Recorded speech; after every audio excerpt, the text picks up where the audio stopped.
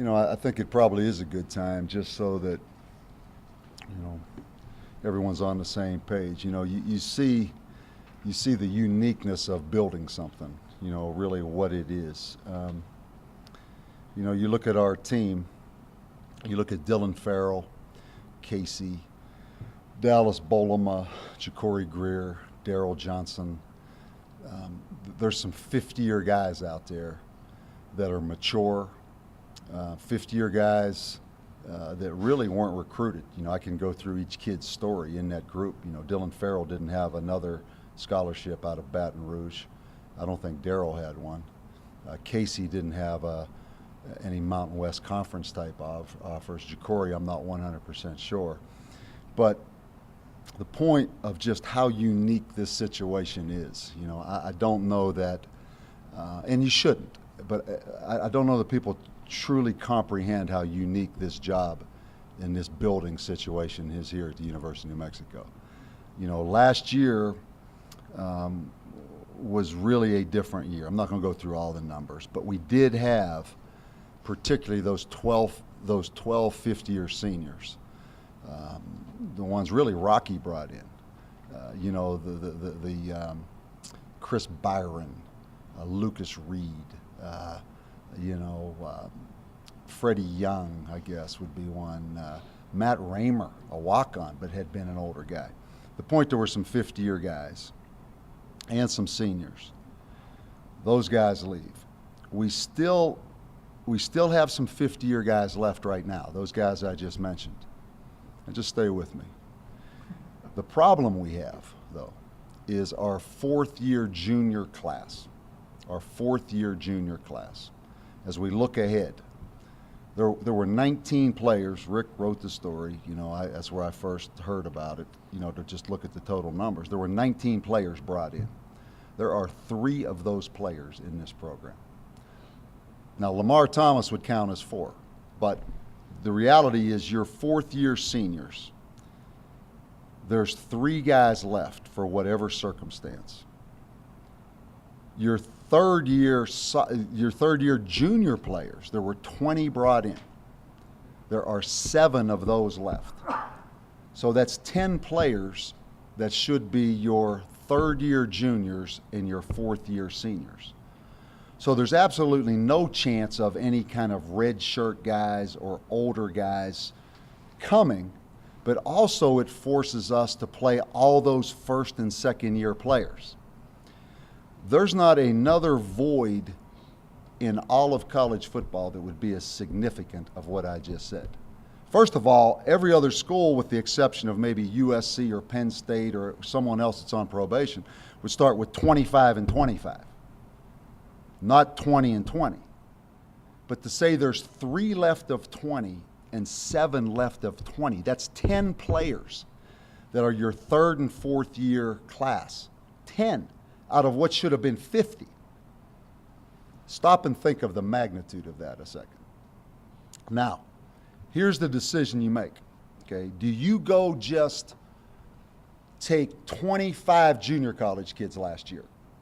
25 junior colleges, 25 Bowers, Guthries, Clayton Mitchums, Reno Hendersons. That's great.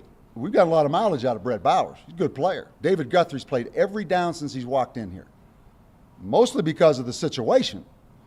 But where are we 2 or 3 or 4 years from now? We're having the same conversation because Rainey, Orvik, Guthrie, they're all gone again. So the point I'm making, there's going to be growing pains as we go through this very unique situation here. And have we made strides? Are you kidding me? We're number 1 in the country in rushing offense. We're competitive really every week when we play a team that's somewhat in the same situation from an overall roster talent situation. Every week we're going to have a chance to play in those games and win. Do we have an identity? I think so. The last 2 semesters, fall and spring, we just broke the record since they've been keeping records here on academic performance by our football team. We just sent an APR thing in that's the highest in the history of the school since they started APR here. But we're so immature and so young because we're void 2 classes. your junior, your senior class. There's no players here from that class, basically. There's 10 out of what should have been 50. So there's growing pains as we go through this. And rather just go take 25 junior college players. Yeah, we took Bowers. Yeah, we took Guthrie. Yeah, we took Clayton Mitchell. Took 4 or 5 guys that have all come in here and played because there's a void there. I don't think you can ever build a program by continually turning that thing over every 2 or 3 years. It's never gonna happen. So that's what we are, and that's where we are as we build this. And it would be hard for me to imagine that people couldn't embrace that and say, you know what, I realize how unique this was. I've been around this program for how many years?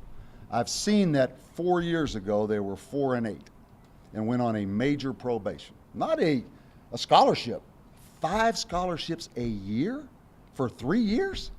That's, what's USC's and what's Penn State's? I mean, you're talking major.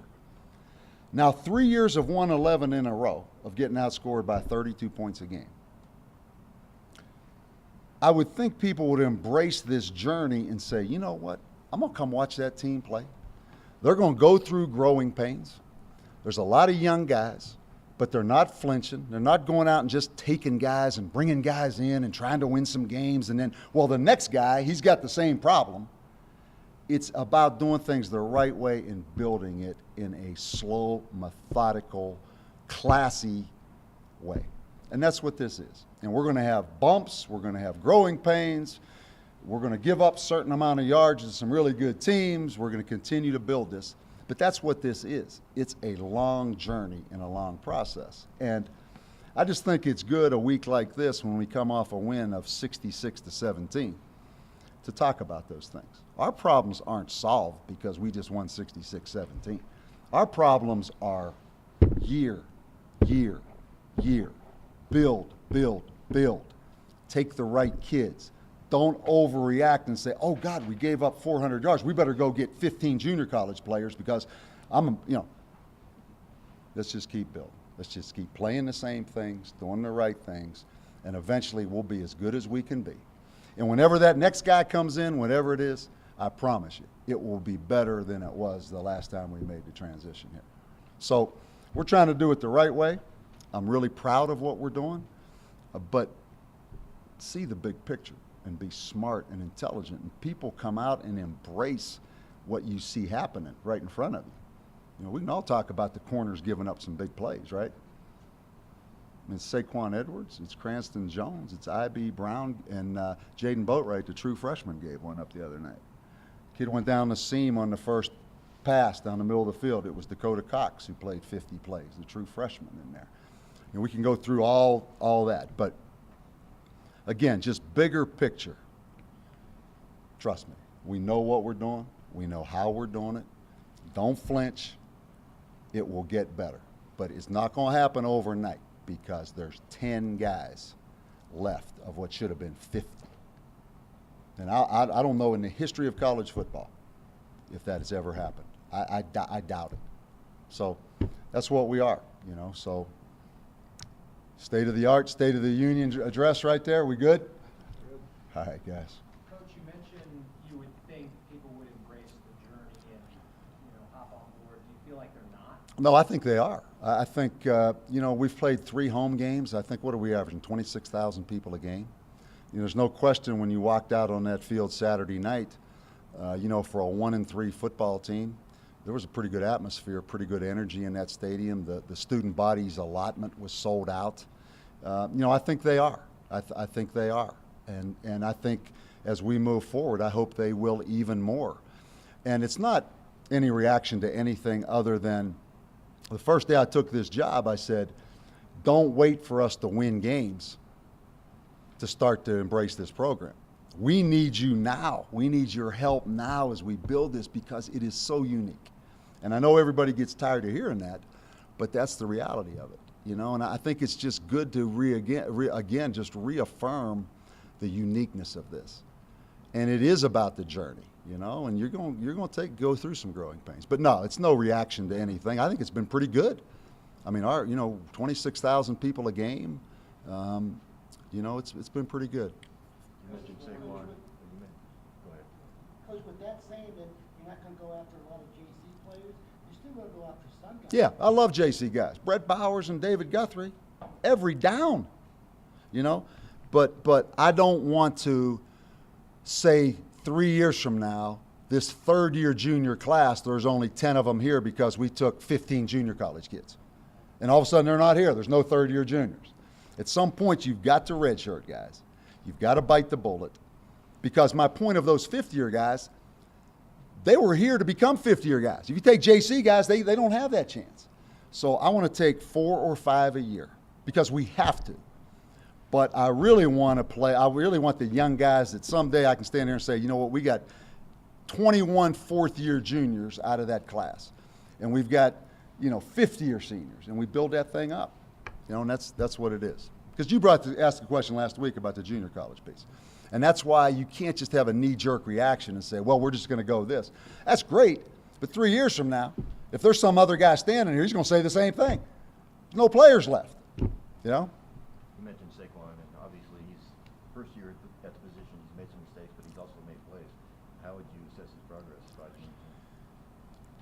In some ways, pretty remarkable because he hasn't played defense since high school. And he came here as a receiver. He obviously was a receiver. In some ways, pretty darn impressive that he's out there. He knows what to do. He's seen a lot of different things.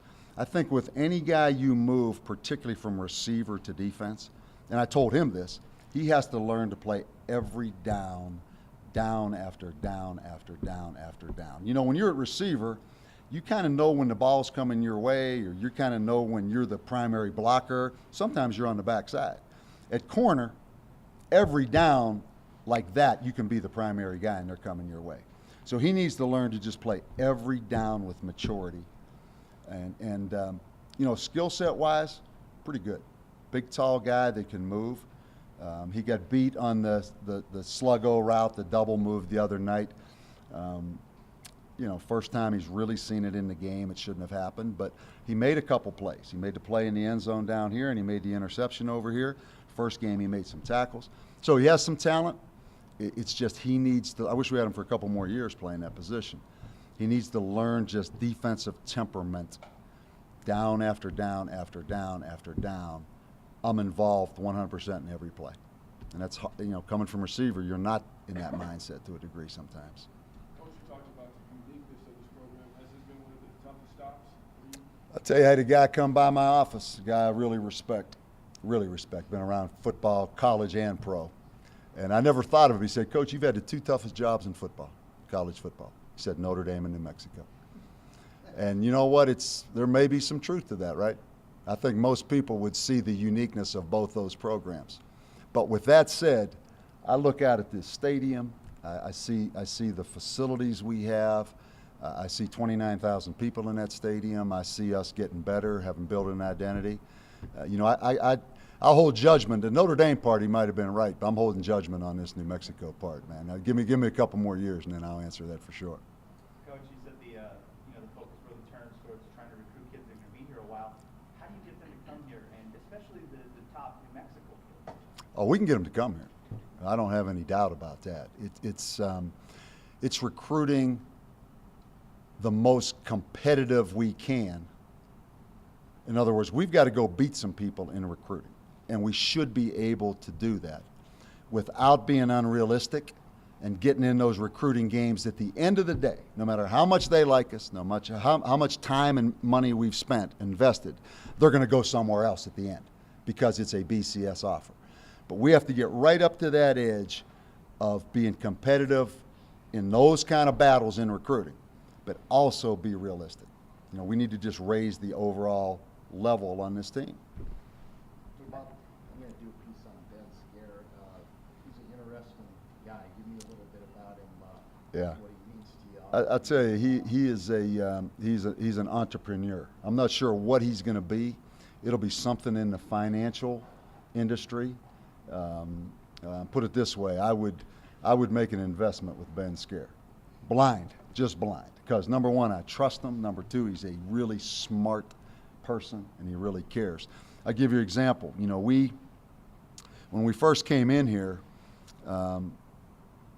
as with everything, we had to kind of from A to Z. But a lot of our freshmen, a lot of our players, they would get their scholarship checks. And young guys, if they've not been really counseled, don't really budget their money appropriately. They get their check.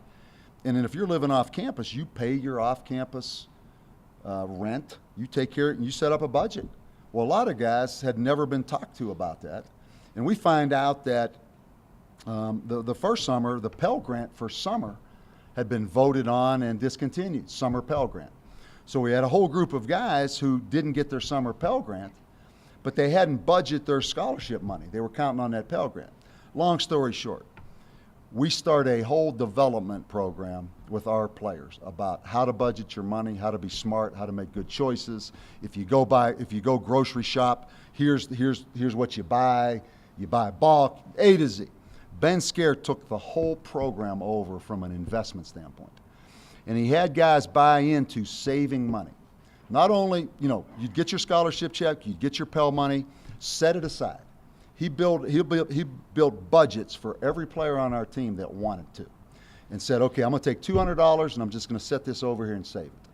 And he'd figure out where 5 years from now, if you stay here 5 years and you don't touch that money, here's the kind of money you'll return on your investment if you just save it.